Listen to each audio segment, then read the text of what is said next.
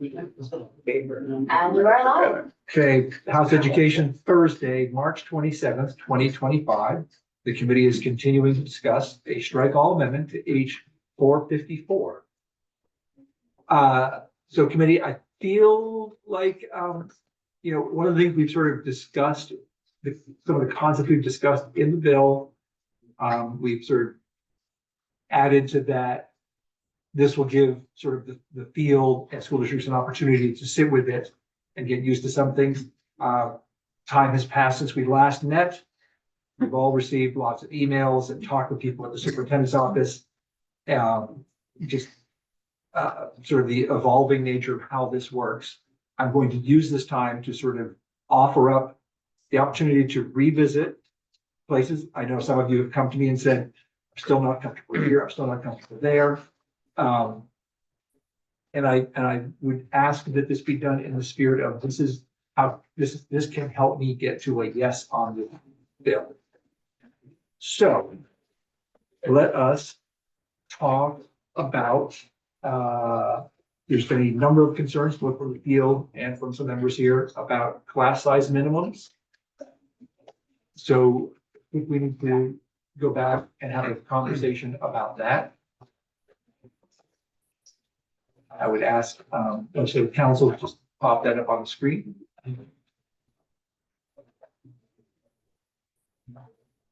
And just for new folks and for everybody else who we haven't all worked together, when it comes to doing a bill that is pretty substantive, pretty political and all that, at a certain point, politics comes into play over policy. But I think the two are often very intertwined because sometimes the politics is about the policy. That's sort of the point that we have reached in our discussion. Let me just say, my goal tonight is that we are done by 7. Okay. I think we will not necessarily talk about independent school stuff.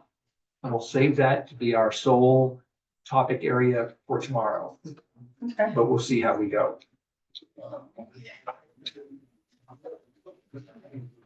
Okay. Who would like to talk about class size minimum concerns?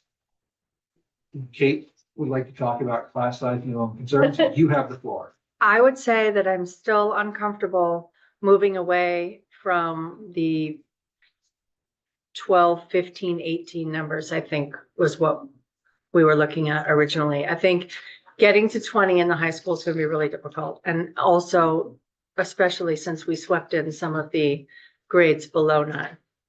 So I would like to see us revert back to the original language that we saw. Okay. The floor is open for discussion. Should I have ended with, and that will help me to get to a yes. Yes, Leanne. As an English teacher, I can tell you that when I've had classes, which has been a long time, but of 18 kids, a long time from now, not a long time going, like it was a while ago. That's a full classroom. It like 18 was close to unmanageable sometimes in the other outside education things that you have to deal with, as well as for an English teacher, the workload. And so I think that still asking a lot of our teachers, it's very efficient. I would really support the 18 number more than the 20 number. Are you talking about for grades 9 through 12? I am. Yes, I'm supporting Representative McCann's numbers. Yes. Okay. Okay. Rob? And obviously that doesn't mean that schools can't put more kids Right. in a classroom. There are no max. The word maximum is nowhere to be found. And I would just add back to Rep. Harple, because she continued to bring up that we, in those classes, we're looking at many kids who are on 504s and IEPs. And the bigger that number gets, the less attention those who need it most are going to get. And in addition to all of that, we definitely have buildings where when you put 20 in a classroom, it's going to be a struggle. Did you say building space? In a classroom, a classroom space, having room for 20 is difficult. Because just to qualify that, or because the rooms are small. Because the rooms are small. Yes, and that's true. The older buildings, you will get that. one of the things that hasn't come into this conversation is what are the square footage rules? We do have a sentence down below that says, that talks about that. Conservation, auction established by local state fire codes, including egress safety requirements. So just in my thinking about this, there are also standards that the state board and the AOE have on the, I guess it's the state board has on the books, something, which I guess we don't need to, they're there anyway. But do we need to point out that that a classroom can't get to whatever the number we set? Do we need to point out that that's another thing that could prevent? Oh, as far as the I can't remember waiver? what the term is. Talking about the physical side of the space. Yes, square footage per student. There are recommended, Um, but I guess they're recommended.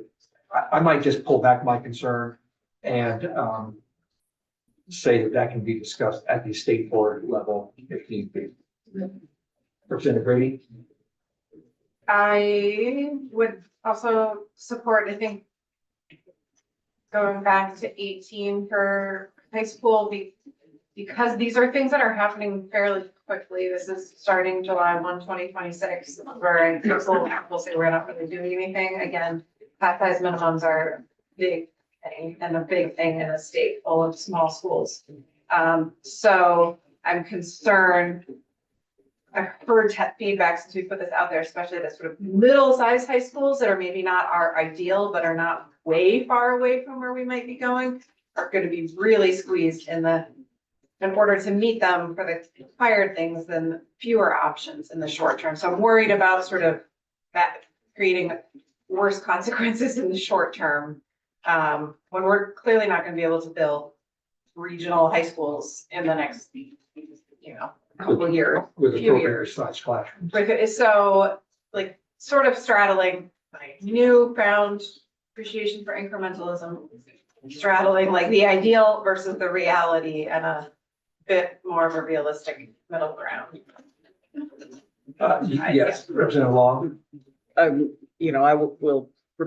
I won't repeat everything I've already said. Everyone knows where I was coming from on class size minimums. I agreed with the original proposal that we had in the beginning. I recognize and understand how we got here. But I live in a very rural part of the state and would support changing that number, those numbers. Certainly the 18.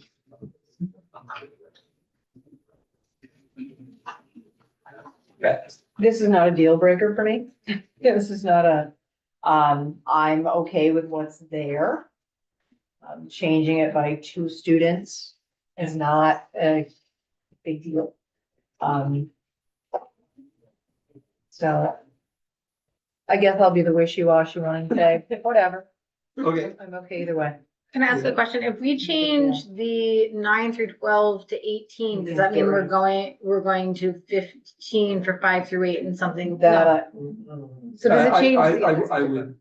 I would suggest in the spirit of compromise that we adjust height 9 through 12 to 18 period and leave the rest of it as is. So it would actually it's be 5 5 through through 12. then. we So could it's just 5 through make 12. 5 through Yes. 12. Okay. Just change that 18. line, right? Get rid of lines, yeah.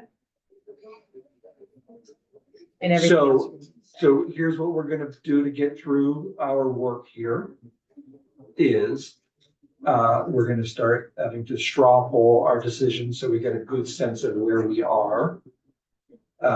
So those who find the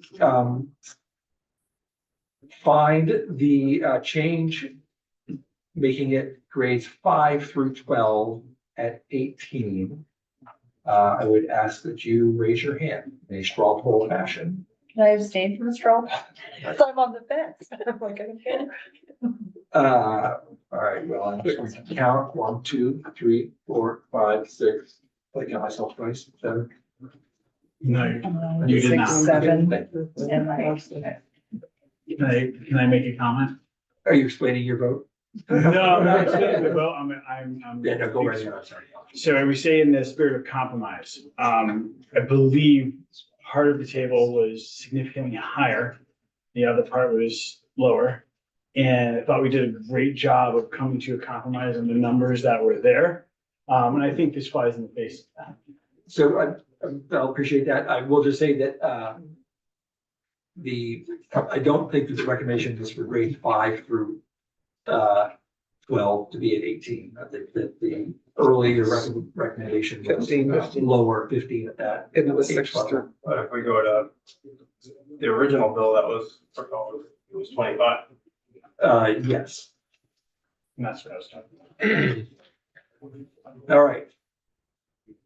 We will now, other issues that have come up, certainly a few of us have heard in our email about the issue of sunsetting articles of agreement. And just to put this into context, just because we always got to be talking about the current state and the future state. And I just want to say, remind everybody that the future state removes articles of agreement, period. We're talking about a temporary period between current school districts and future school districts. Who would like to talk about this? I have my thoughts on it, but I'm gonna let other people start. Evelyn, you want to go first? I'm happy to go first. I appreciate the conversations we've had around it. I think we came to a recommendation or whatever to extend it a year.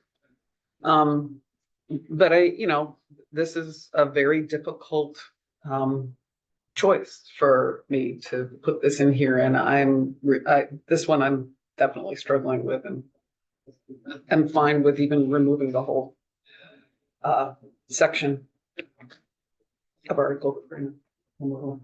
Kate?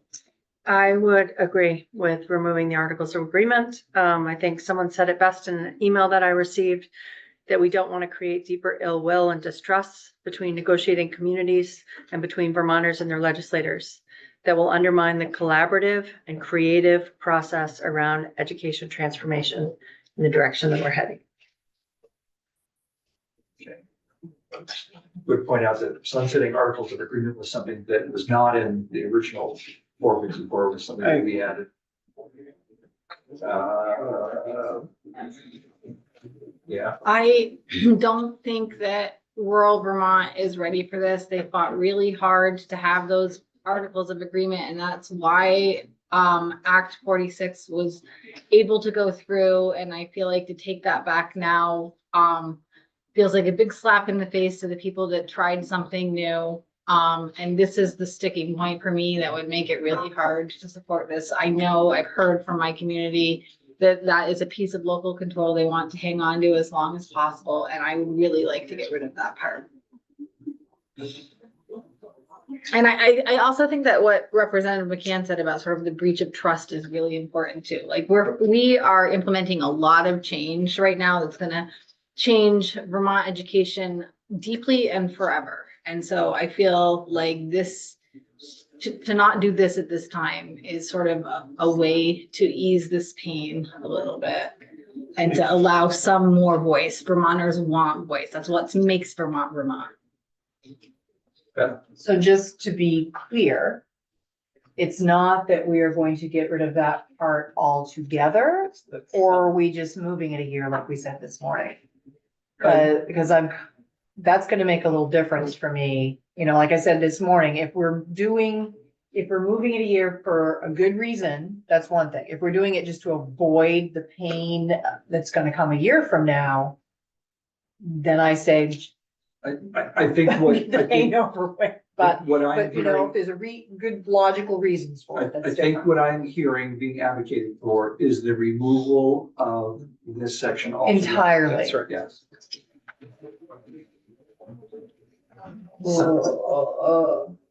That's harder for me. Yeah, this one, I mean, this one I have been twisted up in the whole time, I sort of philosophically agree to that school boards need to be able to operate. Um, but I am finding myself, between emails and just people I've talked with and all of that, that the difficulty of getting to where we are today, within our school districts, our newly merged school districts, that to take this away is going to breed strong distrust, not only among sort of those districts, but frankly, between those districts and the legislature. There have been enough pulling the wool out, or the rug out from under us comments that I sort of heard and thought about, that has me not wanting to inflict more pain on fragile districts that frankly, many of them are still smarting, even though we are 5 years or more removed from Act 46. And I've gone back and forth on this with myself and with many others. And I guess if we are going to essentially impose pretty drastic change where this all goes away anyway, soon, in terms of the pace of change in schools, I sort of come around to the, let's not impose that sort of level of distrust and fragility and all of that on school districts now. So, Kate, Beth, Leanne. I would just quickly add to that conversation that when we heard from the superintendent who brought us towards GIS and looking at data, I think it makes so much more sense to look at the data before we start closing schools. We don't know which of those small schools are going to be like the little hub spots that are going to show up in the data. And like, if we close that school, but actually we needed it, Right. that's a disaster. So let's get the data first and then figure out which schools may or may not I would be also, viable. so I would, and I'll bring everybody an update next week. I would just say that this, in fact, contrary to what I think a lot, does not stop the closing of schools.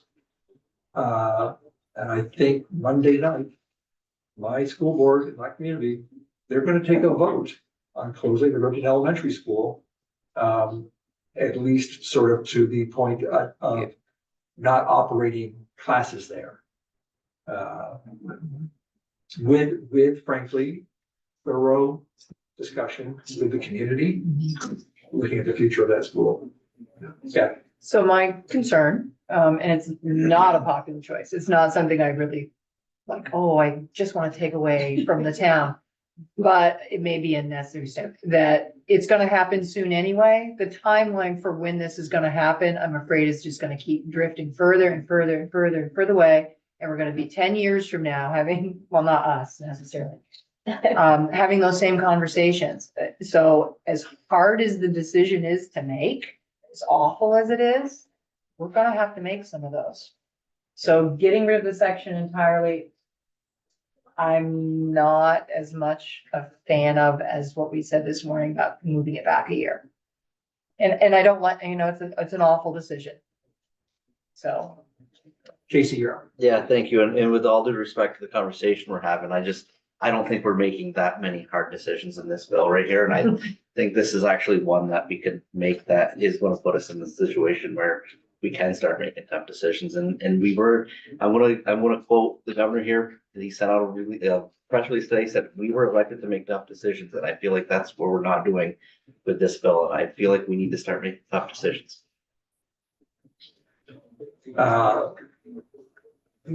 Yes, I would say that tough decisions abound in this. Go ahead.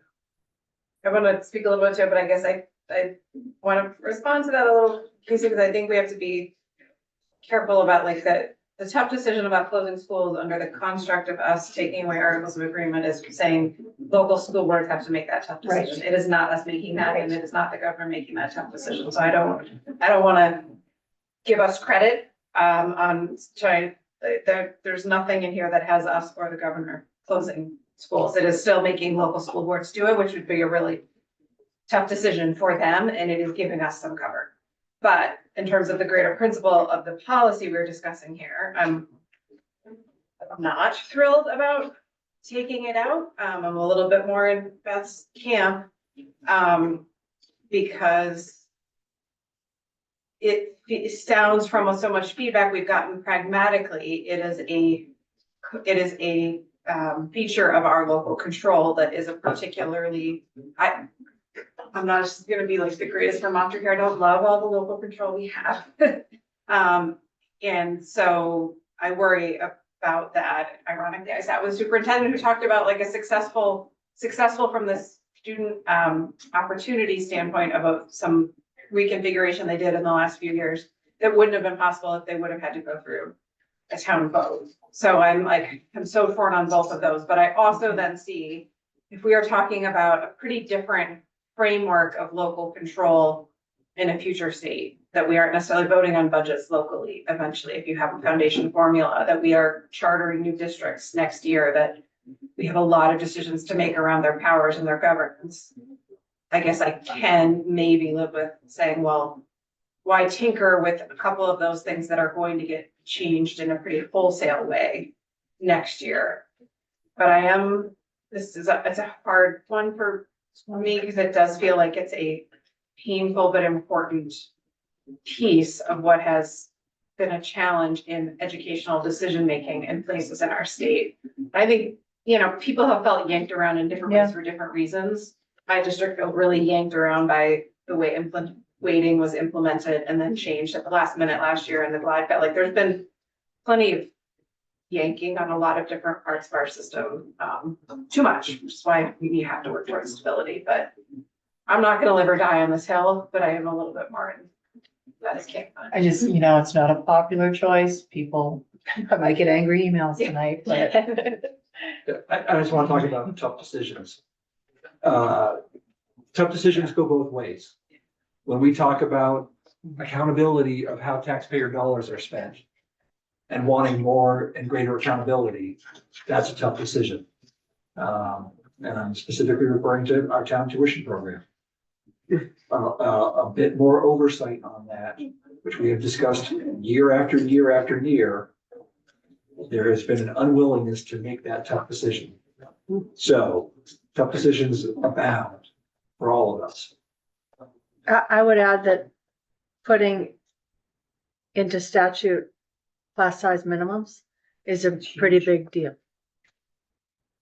I would actually second that and say it's a very big deal. And I'm watching it unfold in my district right now. So I was gonna say exactly that about class size minimums, but I'm also sitting in a district that actually used the articles of agreement to make a decision in January. I not everybody in this room has the small, yeah, and I would have to support my community for the decision that they made. And this has been very hard for me to move forward with this. These are, because of the region I'm in, every one of these decisions is hard for my folks in my district. And the reason why I'm able to stand up and support some of these, even though they're going to be very hard, is because it is right for kids. And the class size minimums, I have been convinced, are the right way to go, even though I know that is going to make it very, very hard for some of my schools to be viable down the road. And so I'm trying to make sure, I just hope everyone understands that every one of these decisions are hard decisions. And when you live rurally, where you have a mixed delivery system, it becomes a heck of a lot harder. So I would echo your perspective and yours.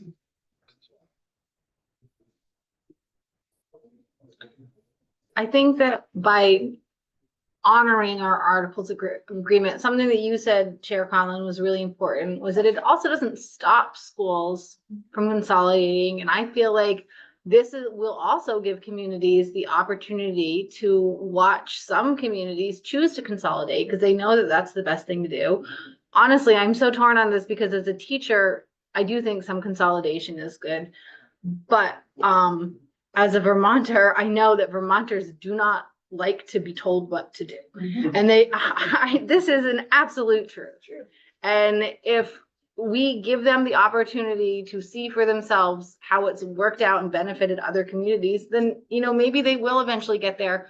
And then the other thing that sort of is embedded in my choice making my heart in this is like, just thinking about the history of Vermont, and we can say all we want that, like, is it what's best for kids or what's best for grown-ups, but people really truly feel that the schools are the heart of their communities, and there is this, you could call it a perception or you could call it an observation, depending on which side you're on, that bigger fish are coming in and eating the little fish and just telling our towns after 200 years of like farming there and working their lives away and keeping these towns going in really hard places for centuries that now they don't get to exist anymore. And I just cannot be a part of that.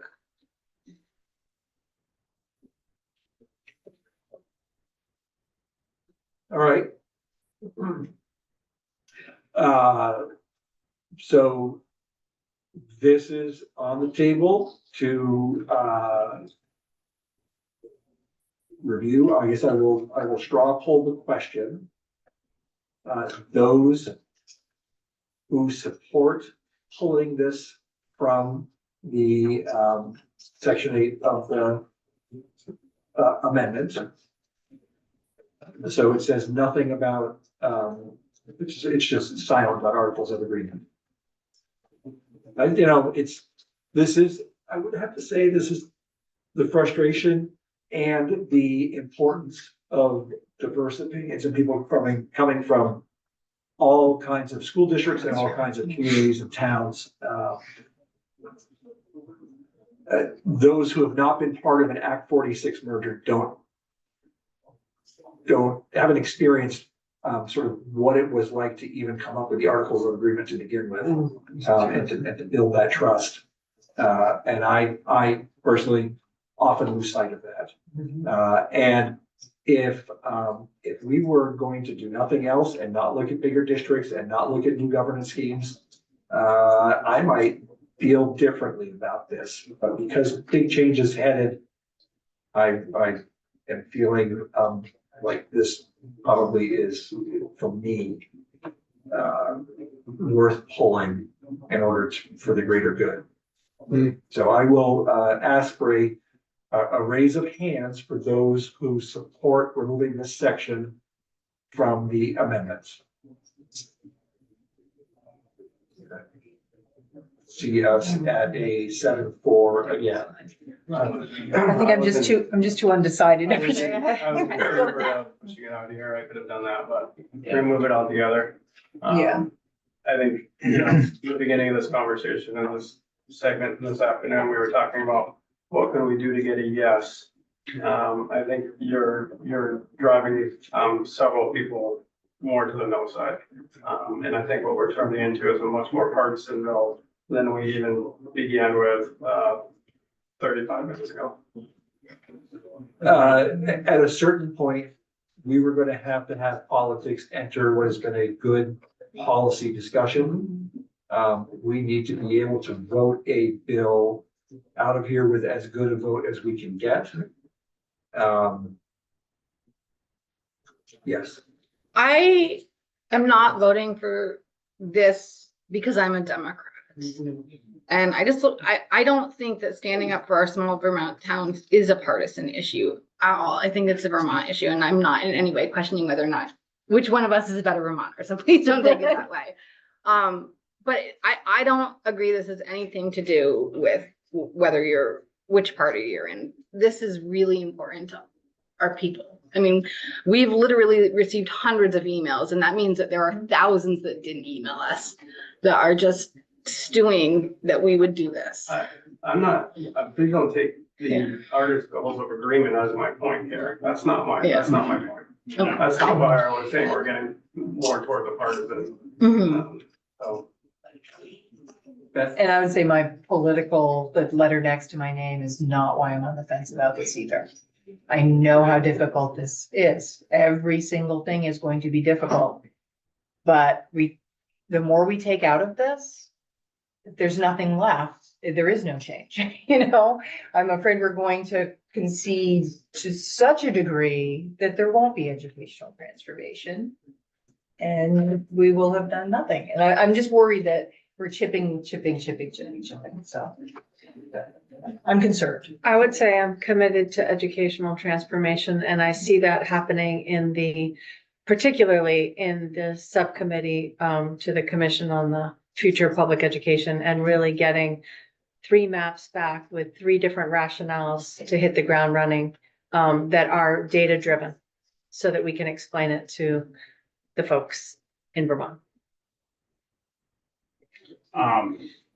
To Representative Taylor's point, you know, the letter next to my name also doesn't dictate what I say.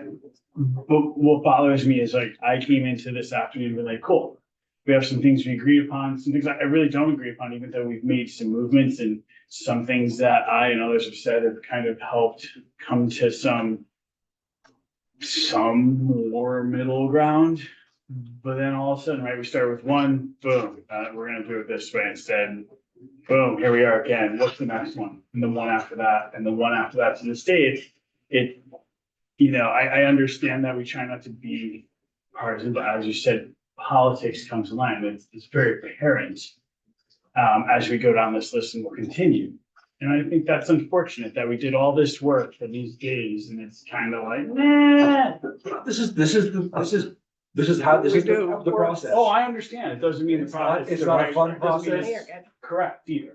Yes, this is why we go slow, because we, But rush at the last minute. this bill also has to move. Yeah. Beyond the House. Mhm. And, there's a lot here that I'm hearing from our members who are also very concerned are in there.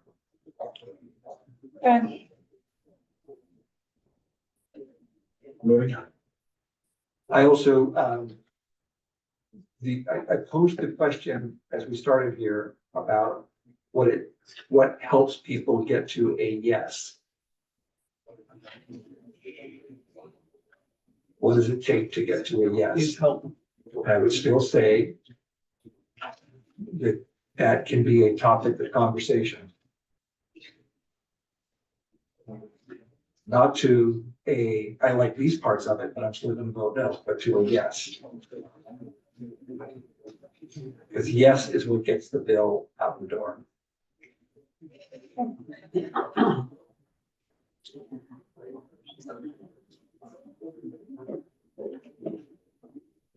We knew it was gonna get tense. Oh, yeah.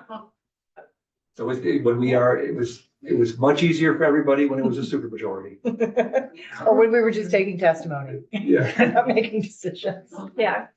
Well, I mean, to be fair to us, like this, debate we're having is that, it's all been said before. It's just now we're faced with a looming deadline of tomorrow. And so the pressure feels more intense, but the options that have been thrown on the table, we've been talking about them for a while, so. And I can answer the question. And I think everyone knows what my answer would be to get to a yes. Is not putting this to a subcommittee and us making a decision, because I hear that we're making change and big changes coming. I don't see where and when that's happening. And that concerns me. I went all over the state of Vermont during the last election, and I didn't just talk to people in my district. I talked to every district, and the number one concern on every single people that came to all of our events and all of our door knocking and all of our phone calls was property taxes and education. And they wanted, I understand the fear, and not having an answer this year or any kind of direction this year really puts more concern onto Vermonters, taxpayers, schools, and communities. So if you want an answer of what will get you to a yes, it will be district lines out of this committee with some sense of governance with them. And I understand that's not where we're going, but that would be my answer. And the more we pull out of this and the more we rip, we take out, it's not pulling the Band-Aid off. I think it's allowing things further to progress that we're not getting anything done is what I'm hearing. So that's just my 2 cents. I understand everyone's hesitation. I respect everyone's opinion in here. I don't want it to be tense. I like It's the, tense, it's tense in the moment. yes, and I appreciate Walk out the everyone's door. opinion. So, And yeah, of course, and that's how we operate, and I appreciate that. So that's just my 2 cents. thank you.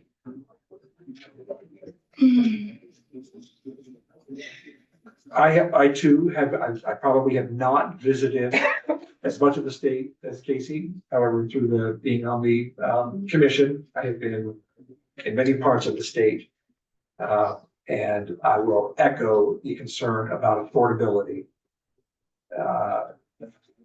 Affordability comes with scale, and I think we're moving in that direction. I've also heard if you hurry, you break things. And I'm feeling a little bit more cautious and feeling the need to do this right. And so that's what gets me to a yes. Do I favor creating large districts with a small school board making all the decisions in the future? It scares the bejesus out of me, honestly. But I am committed to moving us in that direction because I know it's the right thing to do. I just feel we need to do it at a different pace. Appreciate it. Eric? I think it's still overall a pretty aggressive pace, and I think unless, we really could agree on what the fiscal difference is of just district lines, we're talking about such complex work here, and that we're gonna disagree and probably find some different data sources about just what financial difference district consolidation makes. I personally have been very moved by the testimony about you have to sort of take the whole thing. You've got to consider about scale at every piece, class, school, class size, school size, and district size. And those are just, they get closer and closer to each of us personally, and so they get thornier. But I think we're still, we are talking about chartering new districts next year. It will be this group or the group across the hall. We're not even talking about an election between them. And I think part of the power and challenge of what's happening right now is that the intensity of the discourse here, the governor's proposal, the counter proposals, is that, there's a bit of a self-fulfilling that people are coming along in a way to change is coming, and that we are, I think helping move, whether it's willingly or sort of in a reactionary way, but I have a palpable sense that there's a bit more public understanding of hard change ahead. It doesn't make any of it easier, but I do think it's part of the process, and that these deliberations that are hard for us here are also just literally helping move the entire state, the ball slowly down the field. And I don't think we should minimize that either. For what the governor's put out there and the Secretary of Education has done, what we have done, what the Senate might do, what, organizations and schools are doing and talking about right now. Language is pretty powerful. And I think there's been a pretty powerful shift, and that is slowly creating a bit more of a common direction. And in the end, that may be what gets us further than the exact effective dates of a lot of things.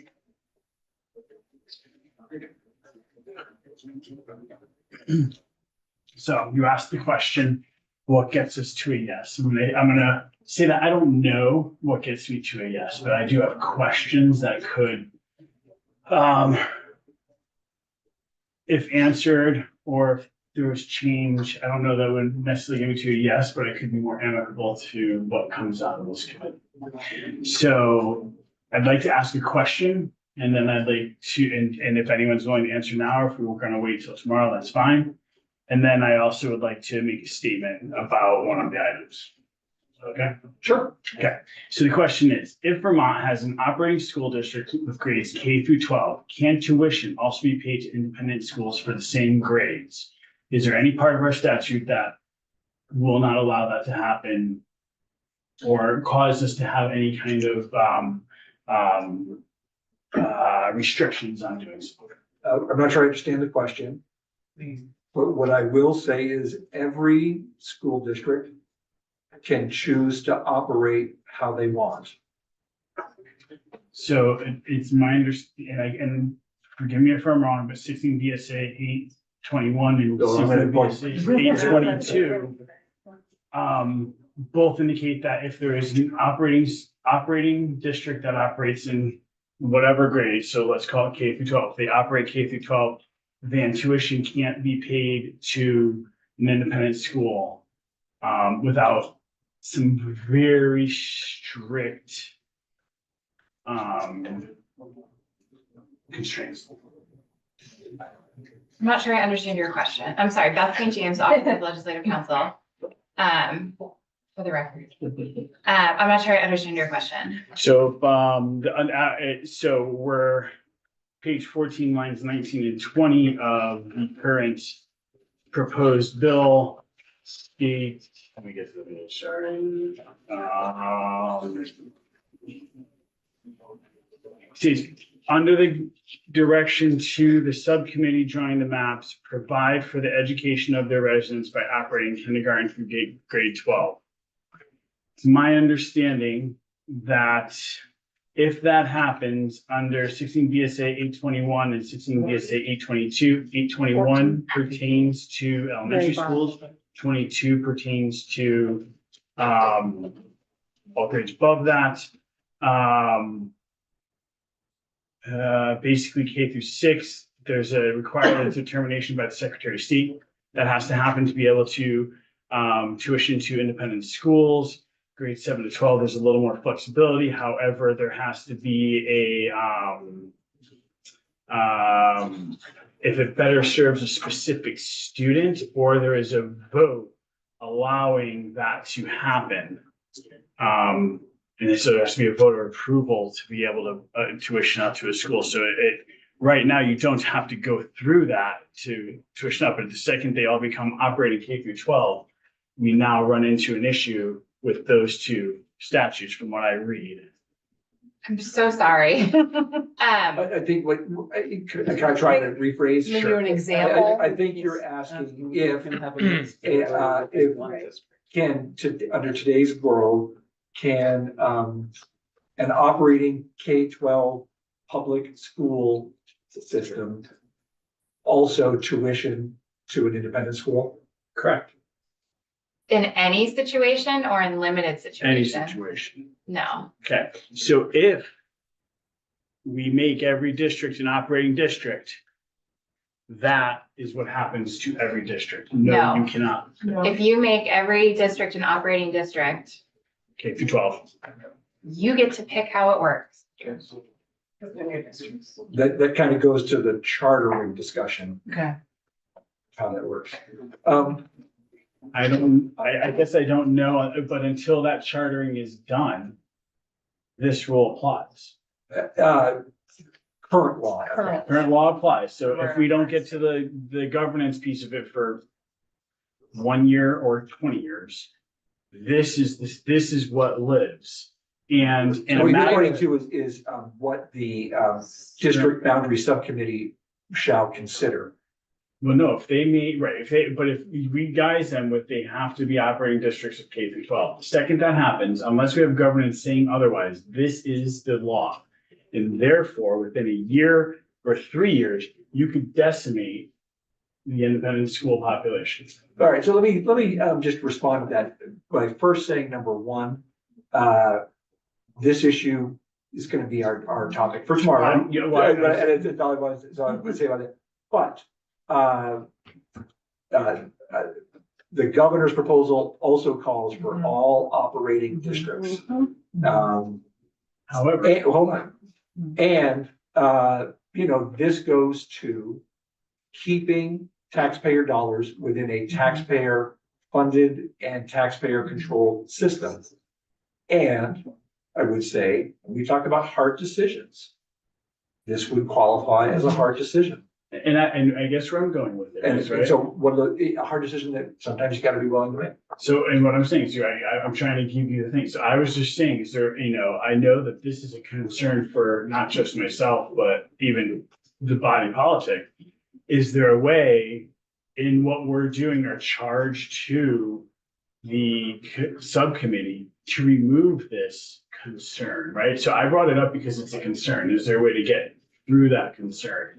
And I don't know that there's enough willing to or not willing to, but that's. So I would say, Josh, you're not the only one with that concern. Yeah.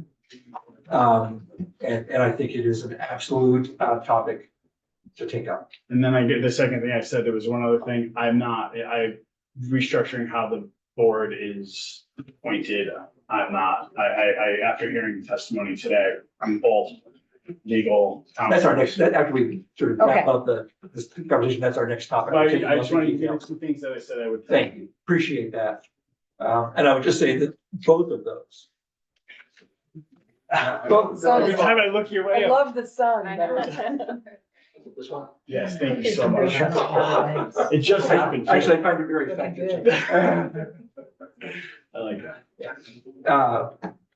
Yeah, Representative Brady. So the point you were just raising and the concern, I think I misunderstood as well, and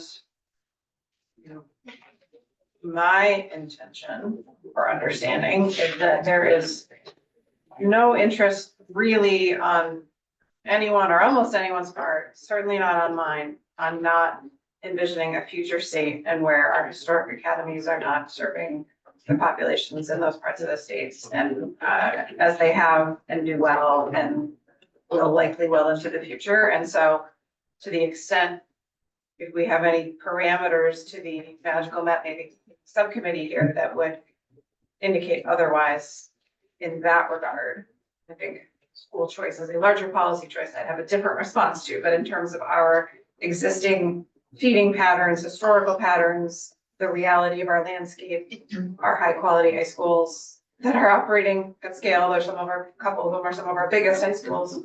That my assumption, not worrying about that language maybe enough, was that was clearly going to somehow be part of the magical map makers considerations. And so I appreciate that. And I guess I'll try to just say it even more plain as day, since we've got about 24 hours left of this gnashing of our teeth probably. So that. I appreciate that. And I'm not saying that was the intention of that, but I'm saying, as you had said, we don't want to rush fast and break things, but there are unintended consequences in everything we do in here. And that is an unintended consequence that may not have been seen by anybody until after we're already there. It was, one of the things that was in the governor's proposal.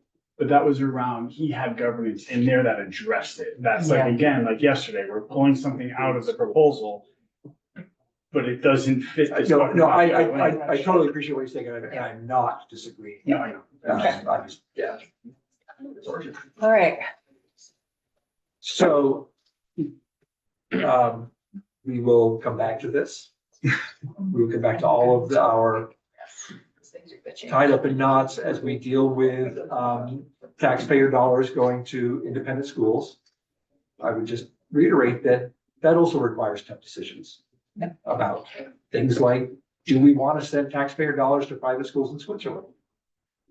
Or do we want to keep the money in Vermont? Let's put that out there, Or an adjoining state. or an adjoining state. My people. Yes.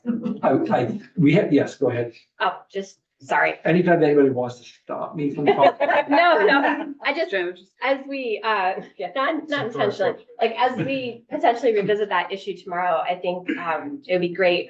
We all should definitely understand that, sort of the parameters or guidelines that we give to the mapping committee. We're not actually writing new law, right, No. by creating those Correct. guidelines. That's right. That's an important stipulation. Yes, that's, Which maybe change everything. Does anybody need a break? No, All right, people want to get home. Ross, like, yes. And as I think did I say to everybody, I think the goal is 7. and I think 7. We're gonna meet it. All right, so let's talk about the state board section. Mhm. I will offer my opinion, just to get the ball rolling. One, I thoroughly enjoy, anytime legislative council explains to us interesting court cases and constitutional powers. I think we have had some excellent lessons. I just want to appreciate that, not only this particular issue, but when we had John Gray in and talking about some of the previous issues. I just thoroughly enjoy it. It almost makes it worth being here, going through what we're going through now. your memo is back. I'm glad it's where the. And I enjoyed learning that the power of the legislature is absolute. I'm trying to interpret that as best I can.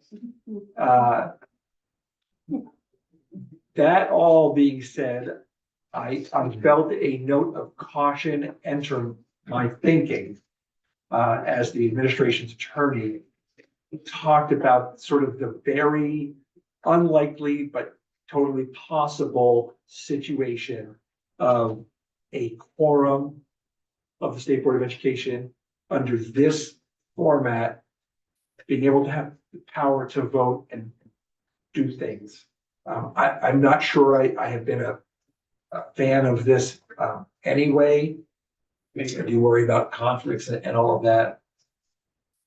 I am, however, a fan of the state board having a little more balance in who appoints representation. And I'm not, so let me just say, after having listened to the administration's attorney saying, 2 people appointed by the legislature is de minimis and it's not an issue. I come back to that concept that we were discussing earlier. I continue to feel like that the governor can continue to have his number of appointees, but I would like to see 2 of the full number. That I'm not advocating adding more people, but that I would like to see 2 be appointed by the legislature, or by the House and by the Senate, which is the typical practice. I think it's a minor chance to assure balance and voice on the State Board of Education. That's my statement. Period. See what let's see what. Yeah, that- I'll run what out happens of- with that? the flag goes in this order. Kate, I would agree with the things that you've said, Rep. Conlon. And I would like to add a little snippet from an email we received. The sole appointing authority given to a single administration raises concerns about the board's ability to be independent and nonpartisan. Even the perception of a politicized board impacts the trust in the institution. I'm all in favor of dropping off the V's up there, and I would push for 4 being appointed by the legislature. so we're back to picking numbers. Okay. The part that really struck me, and I'm probably gonna go strong, the legislature can't delegate to another the powers it doesn't have itself. We ourselves do not have the power to govern. We have the power to write the laws, To what? to write the laws. We don't have governing power as a legislature. So for us to give that authority to someone else is not constitutional, even if we have two people. But it's de minimis, so probably wouldn't be a big deal. 4, we're starting to push the boundaries, I think, of constitutionality, from my interpretation. Could Whether it's a I good ask, idea or not. would you mind if I asked legislative council to, respond to that? Sure. I want to clarify. Just in terms of, Clarity. governing versus, I guess governing is kind of a big word. Do you have any probing questions to, No, but I have a lot to say. okay, I just want to remind you all that you are the legislative branch, not the judicial branch. Right. And so an argument that what you have done is unconstitutional or could be found to be unconstitutional in the future is not for you to decide, not for the governor to decide, not for me to decide. It is for the judiciary to decide. I see this appointment process as I struggle to understand how the legislature's role in the State Board of Education ends once that appointment has been made. Okay. And then the State Board of Education members would be carrying out their execution of the law. That removal power has not changed. And I don't hear you talking about it in this conversation either. And I would say that that is a check on any of that power. But I struggle to see how this appointment process inserts the legislature into the actions of the state board beyond once those appointments have been made. That is my opinion. You put 10 attorneys in a room, you're gonna get 10 different opinions. And ultimately, I see this as a likely constitutional choice you can make, and you have policy choices to make here. And if what you are doing is unconstitutional, the right place to bring that argument is to a court, not this room. Right. For a legal opinion. To persuade you to make a policy decision, great. Okay. Thank you. You don't have to agree with me. No. Chris and then Jen. I told myself I wasn't You gonna do. talk You anymore just have because I don't know if I'm in the right place to talk to, but I'm going to. So I really, and I've said this earlier, I really think adding this section in there is just not a good idea for this overall bill. And if we are trying to actually get a bill that's going to make it through the Senate and then have the governor actually sign it, this isn't it. This, I think, I don't know what the governor would do. To me, that's a veto waiting to happen. But just want to throw that out there as a. So I'm only asking you a clarifying question. Are you talking about the proposal as it is on the I'm screen? Or are you talking about? I'm just talking about taking away his ability to appoint people to a board that he's been able to appoint people to. Is not gonna make a decision for the governor any more in favor of supporting the bill. In my opinion, I do not speak for the governor, obviously. That's not what I hear. Dan? Maybe this is a question for Rep. Taylor. So would you say that he can just appoint any 8 people you want, or would you change it to be like the governor must appoint 1 public school board member, the government? No, I wouldn't mess with it. Not at even all. that. I mean, Just I pull it mean, out. yeah, Okay, I'm just throwing that out there as consideration. This has gotta make it a long way. Sorry. the reason I'm asking is because I wonder if there is some middle ground there that they would still be the professionals in the field, but selected by the governor. I would, I just want to make it clear, I was not advocating for any definition of who is appointed. I was just saying that the legislature, I wish that the legislature could have a stronger representation on here. And I'm not even talking to legislators, but just be able to appoint 2 of the members as sort of a ability to sort of say, you don't see enough representation here or there. Kind of a check on that. Janet? Yeah, I was just gonna say the legal construct does exist in other states that have legislative appointments to the State Board of Education. So I think that, Peter's proposal or whatever shifts we might want to make are not, it's not unheard of. It definitely is a system that exists out there.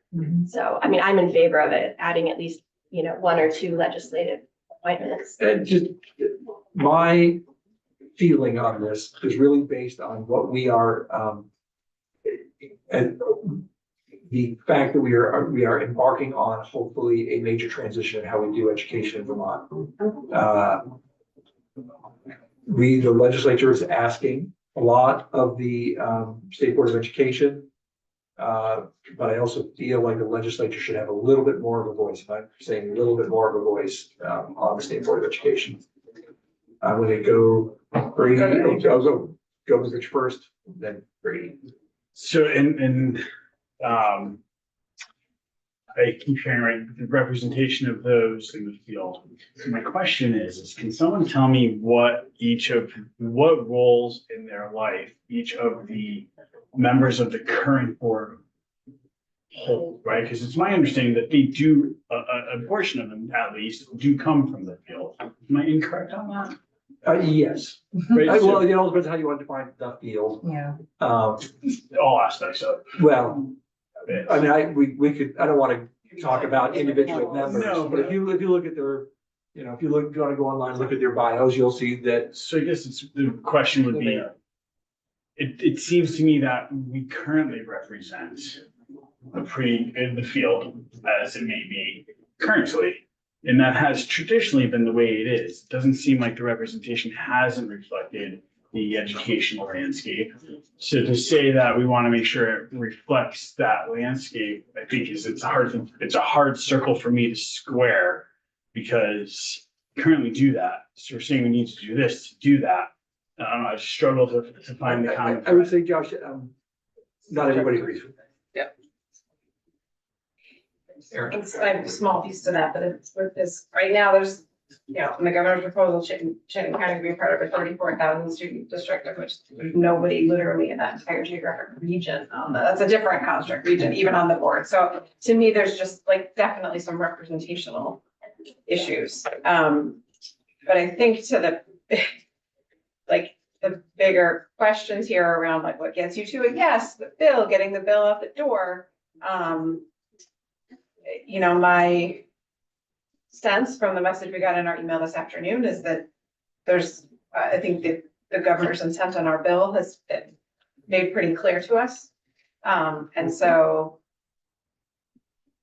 if somebody from the administration or the agency was in here and with us and negotiating on it and saying on this thing, if you did this, we could all get to a yes, then great.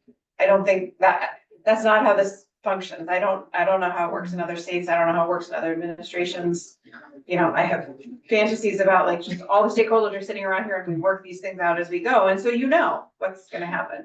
That's not really how this current legislature and administration interacts with each other and creates large policy, which I think is unfortunate in some ways because we're not here very long.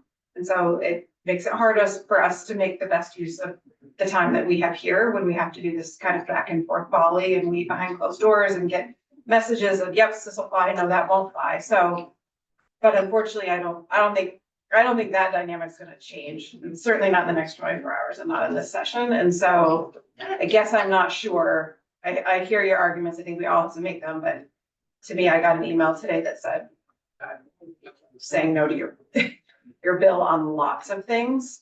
And so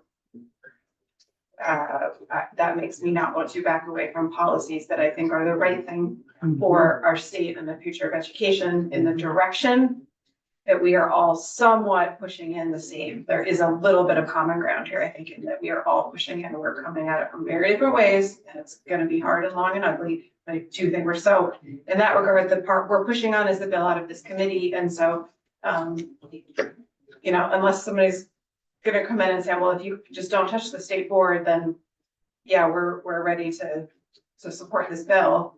That's a different conversation, but that doesn't seem like the communication we received today.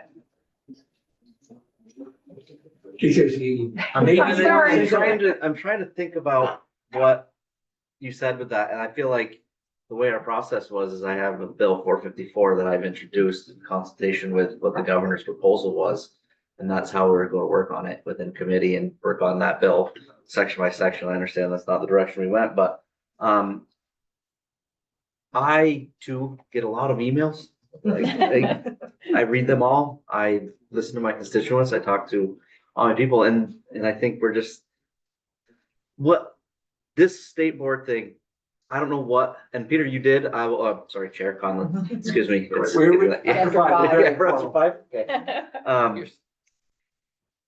I think you're the only one that has answered my question in my head is what are we trying to solve with this? The thing I heard you say was in the future education is we want a say from the legislature side.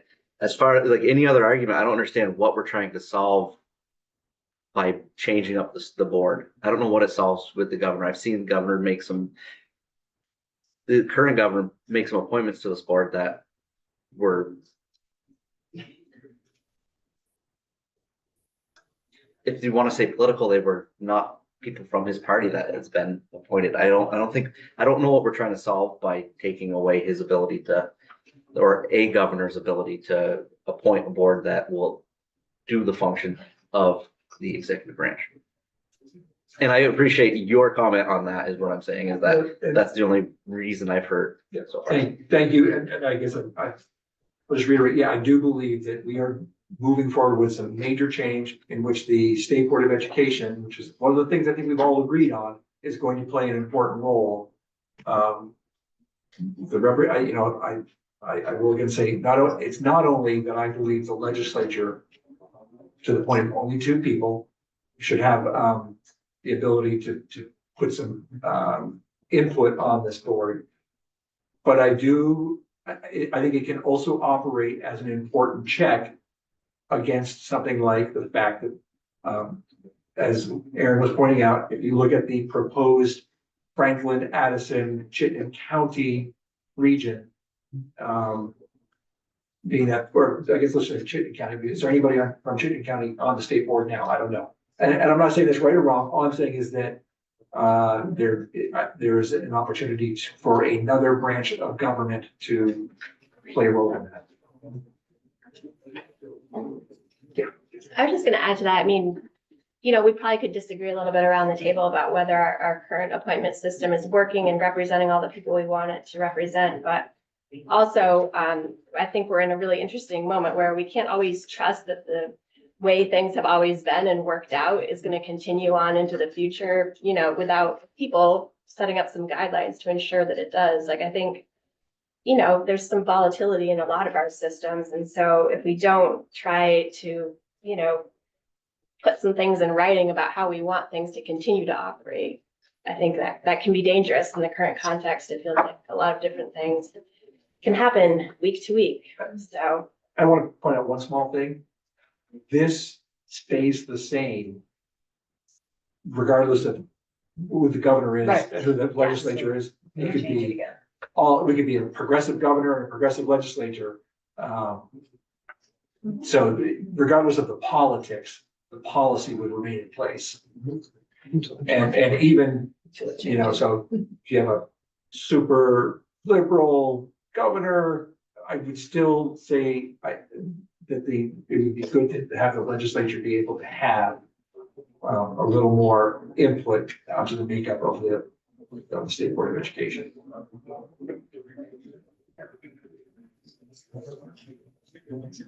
Can I ask a complicating So, question? yeah, absolutely. I'm good at that. That's kind of why I'm here. The terms of the appointments are 6 years correct. and they stagger. So if we change who's making the appointments, when do they make those appointments? When the next one comes up? So When 6 years comes up? I think that's a technicality that can be worked out. Okay, Yeah, I do you that. have, We'd have to stagger I them. wasn't sure which version I needed to read because 2 people is different than what we had this morning, so. it is, you're right, Pat. It is, I think, actually a little more complicated. Because that makes a difference, whether it's the legislature, Well, we the have- next 2. Right, we have to sort of pick 2 of the positions. One that expires 5 years from now. Next year, Mathematicians. Yeah. words matter. Okay, Intent um, matters. I'm gonna just tell everybody what's running through my head right now, and this is an opportunity to say, yeah, Peter, no. So you keep, That I would like to not straw poll this tonight. Okay. Without some fresh words in front of us.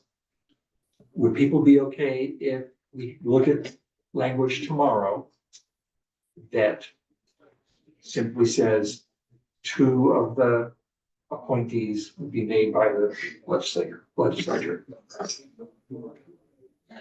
And then maybe a little bit about the mechanics of how that would work. because we do have some. So,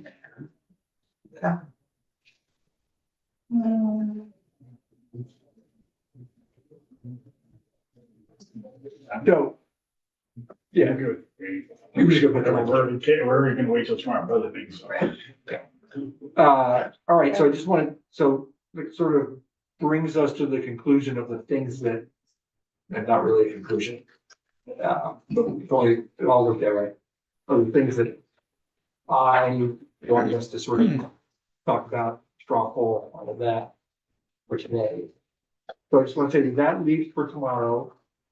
The floor look, I think we have a relatively good ability to be in here. Floor looks pretty mellow. Would you agree? I would agree with that. yeah. Okay. Is the digital? Oh, the digital thing. Privacy thing. That is That'll happening. be, Is that that'll, gonna happen that'll tomorrow? be, It is, I'm not, Chris, could you give us an update on that? Yeah, I believe it's gonna be tomorrow. I don't know. So we don't know if there's an amendment. Committee amendment. That's right. So there's definitely a committee amendment. I don't know about that. We're talking 342. Yeah. Yeah, people need to hear some of that. And then for tomorrow, we still have to talk about dates. I think that was the conversation that it sounded like people needed to work through. Dates of when the final section is like when things. Oh, effective date? That seemed like a question a couple times. And my question is a question that Beth had asked either earlier or yesterday, I can't remember. Are there gonna be new sections as this move on? Oh, that's good. I don't think so. Well, I'm not sure. Intent action. Oh, I'm sorry, we have some other Right, no, I'm change. talking like, are we gonna have a whole new thing that we're gonna have to noodle through for that? Yeah, maybe not. Okay, well, that's a good enough. Are there any surprises planned for tomorrow? No. Okay. Rob, you had Yeah. it for quite a while now. I thank you. appreciate your Yeah, I can't patience. feel my shoulder anymore. I'm concerned. And it's something we just we threw down and we didn't follow up, and I'm not sure that we had much discussion. I blacked out a couple times, I don't know. School size. I've got some concern from some constituents, I'm very concerned. And I know that we've talked, there are waivers, possible waivers, this sort of thing. And now I'm thinking, if we do class size minimums, does that solve a problem? Could you put up the Yeah, school this size is language? right? And and I was actually thinking of Jay Hoop's map, and I think I counted schools under 450, and they were like close to Page 30, I 24. think. Okay, so, I'm just gonna have Beth read through it for us. It is the intent of the General Assembly to encourage the efficient use of public funds to modernize school infrastructure to deliver identified 21st century educational goals. It is further the intent of the General Assembly that each public school operating grades 6 through 12, or some subset of those grades, shall have a minimum average daily membership of at least 450 students, at least in part by providing a robust state aid for school construction program that is driven by standards for quality for public schools, geographic accessibility, statewide enrollment trends, and capacity and scale that support substantially equal educational opportunities for all Vermont students. So I read this as saying that is our intent. With a strong realization that if there isn't the actual building to do that, you can't really have it. And that requires a robust state aid program for school construction. So I read it, it's part of our intent language. There Yes. is no There's no law, requirement. no rule, no Okay, whatever there's no about, shall. and if you don't do it, like the class size, it's just, it's the intent. So it's all like setting the stage, Okay. if I'm reading that So- right. So the word intent is right Operational there. goal. Right, Yeah, I mean, this has been the hardest nut to crack because yeah, how do you force that level of scale when we don't really have the infrastructure to make it happen?